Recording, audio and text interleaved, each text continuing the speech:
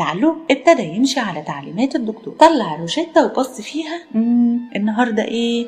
النهارده الاثنين، الدكتور قال الاثنين ما تاكلش وتمشي. حاضر يا دكتور. وابتدى تعلوب يتمشى، وهو بيتمشى قابل مين؟ قابل ارنوب. ارنوب اول ما شاف تعلوب اترعب، يا خبر، اروح فين؟ اجي منين؟ استخبى فين؟ تعلوب دلوقتي يشوفني وياكلني.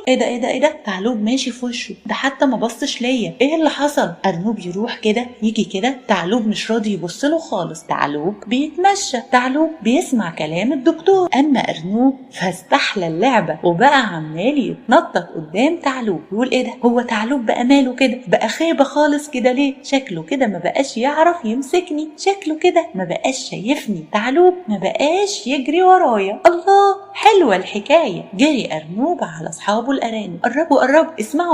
اما انا النهارده قعدت اتنطط قدام تعلوب ولا قدر يمسكني ولا